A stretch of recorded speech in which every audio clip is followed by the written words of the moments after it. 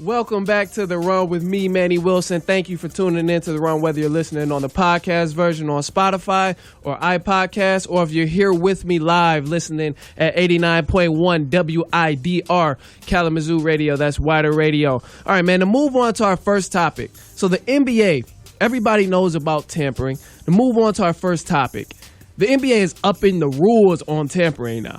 So it was in the past where if you were talking to a player or trying to persuade a player to come play for your team, you were getting fined, whether you were a player, whether you were an organization. That's just how it worked. And for those of you who don't quite know what tampering is, basically, it's just trying to persuade another player to come play with your organization or making your city sound so much better than the city they're in so they can come play in your organization. That's as simple as it can be, honestly, just persuasion. That's what the NBA calls tampering. Now, the NBA, what they have recently did is they've raised the fine up to $10 million for any organization that's been caught tampering.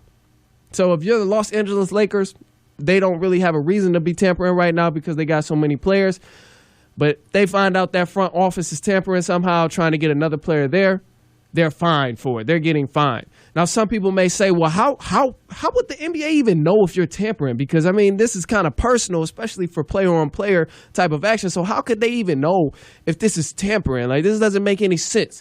Now, listen carefully. The NBA, certain committees within the NBA, they proposed multiple things that can decide if someone is tampering or not. So now they made it where you have to wait until a certain point into the season where you can only contact the player and try to get them, or you can't even try to get them. You can't really persuade them at that point. You can only just contact them after a certain point in the season. And also they made it where you cannot contact the player who's under contract. So if this player is under contract with a different team, you can't even hit him up and try and see what he's thinking if he's coming up to free agency. So it's very difficult for organizations and front offices to tamper with players.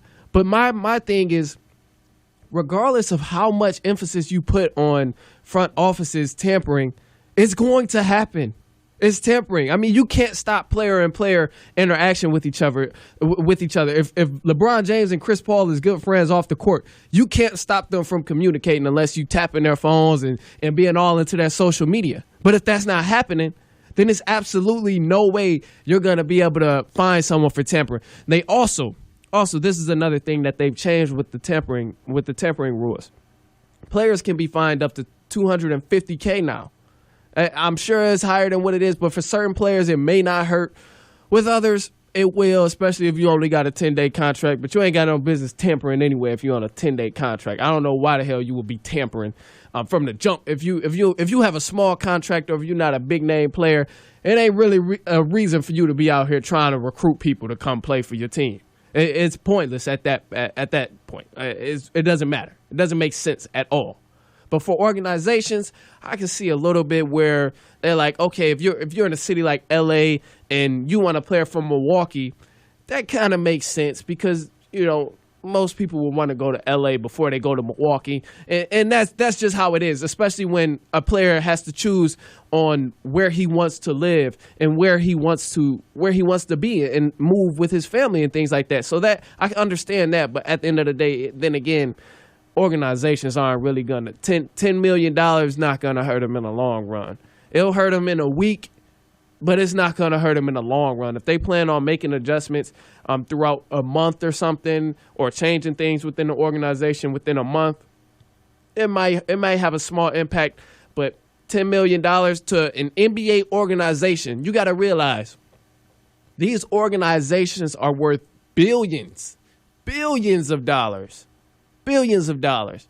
So for $10 million, it might not hurt. And some people may say, well, you're looking at it on too broad of a scale. You got to shrink it down just a little bit. Shrink it down, man. Condense the numbers and then look at it, how much $10 million will hurt. Okay, well, if the New York Knicks, this is the team, they're still one of the most valuable franchises in the NBA. How? I don't know. It's New York. That's the only reason how. That's my only answer for that, is because they're in New York. That's the only reason I have for why they're still the top valuable franchise in the NBA. That's the only reason I have for that. But other than that, they bring in I'm gonna say about, because I'm sure it's not exact. I don't know the exact amount, but I'm gonna give you a rough estimate. So the New York Knicks, this is a team who has never won a championship, not really that good, have not been good the last few years, not really good this year. They haven't had much success within the last 10 years. I'll just go back that far. But yet this organization is still bringing in about $2.9 million per game. So if they have 4 games in a week, you can do the math and figure out, okay, well, 2.9 million times 4, oh, okay, they sitting on a pretty good amount. So it's $10 million is not going to hurt an organization, especially when you think of an organization like the Golden State Warriors. That's not going to hurt them. If the New York Knicks is bringing in $2.9 million, I wonder how much the Golden State Warriors are bringing in. And I think the Golden State Warriors is probably about $3.9 million as well. But still, this organization is profiting way more than the New York Knicks. Way more by far. But either way it goes, whether they're profiting or not, if the Knicks get caught tampering, it's still not going to hurt them. And they don't win anything. Maybe I should have looked at a very, very small market in the league. But I happen to just use a team with a small winning percentage, which was the New York Knicks. But it may not be the same for every team, especially if your team is playing in a small city. So you got to kind of take that into consideration. But if the New York Knicks is bringing in $2.9 million, and even if teams are only bringing in $1.5 million, even if an organization is only bringing in that much, you have to think that's still, within a month, they're still bringing in a good amount of revenue now. That's 30 days in a month. 1.5 million is going to add up. So if they get fined for tampering, it's not going to really hurt them. It's not going to be that bad. I kind of look at tampering like jaywalking. I never got a ticket for jaywalking, but that's the thing. You might not get caught in the NBA. You might not get caught for tampering, especially if it's a player. If it's player on player, I highly doubt that people are going to get caught for tampering. But if it's organizations, people in the front office, yes, they're being very particular about this, man. They're upping the investigations, all kind of things. So some of the other proposals that was offered, I'm gonna read straight from ESPN. I'm gonna let you know. It says a requirement that teams preserve communications with players that their agents for 1 year. That's one of them. Another proposes new channels for teams and employees to anonymously report rules and violations for tampering. So they're going to create a new source for front offices and agents to connect. Like, this doesn't make sense. Like, they're putting the limits so far ahead, man, when really it can't be stopped. Because if I'm in the front office and I see all these new tampering rules, I'm going to be honest. This is exactly what I would say. If I'm president of basketball operations for any team, the Sacramento Kings, I'm just using them as an example. And I know that they're buckling down on tampering, this is exactly what I would do. I would tell my star player, okay, De'Aaron Fox, Harrison Barnes, whoever, Bagley, look, I need y'all. We got to get this guy. we got to get this guy. It has to happen. So I can't reach out to him because I work in the office and I'm president of basketball operations, but you have to go reach out to him and somehow connect with him, at least bring the idea to mind that you want him to come play with you guys. Go hang out with him or something, man. And I mean, hey, let's get it going. Let's get it cracking. Like, we need this guy to play on our team. So get involved, connect with him, and bring him to Sacramento. And it's really that simple if you're an NBA agent or if you're working in a front office, because that kind of thing, I'm sure they'll find some kind of way to try and stop that. But at the end of the day, you're not going to get hit with any of the fines because you didn't reach out to a different player directly while he's under contract. Because at the end of the day, regardless of how many rules the NBA is establishing on tampering, they cannot stop player on player. They can't stop player on player communication. If guys are friends, AD wanted to go play with LeBron. You see it happen. It happened. Kevin Durant and Kyrie wanted to go play with each other. You see that happen. Kawhi, Paul George. They wanted to go play with each other. It happened. Russell Westbrook, Harden.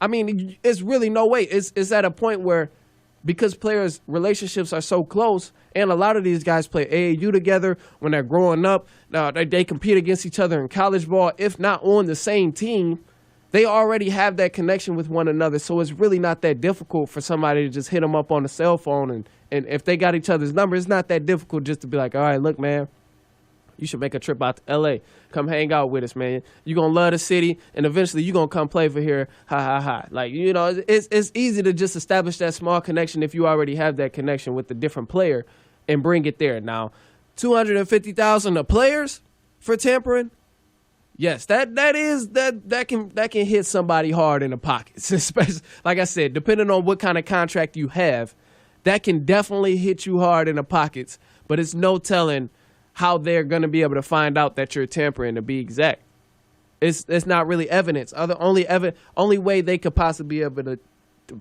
be able to find out if a player is tampering is if they tap the phones. And other than that, the tampering rules, man, it's something that can't be stopped. I don't know why the NBA is still like trying to prolong this stage of tampering. It's going to happen regardless. It's like jaywalking. Honestly, I really look at it like jaywalking. You can, and for those of you who don't know what jaywalking is, because I know everybody may not know, but it's basically when you walking in traffic without the light saying that you can walk, without the walking symbol popping up saying that you can walk, and you decide to walk across. You see no traffic and you just want to walk across. That's all it is. And I've never got a ticket for that. I've never got, and hopefully I never do, of course, but I'm sure the ticket is not going to be like a speeding ticket, or it's not going to be like a huge ticket where I'm gonna get put on probation, or it's not gonna be any situation like that. And that's the same thing with this tampering rule, man. They gotta just let it go and realize that players are gonna go play wherever they want to, honestly.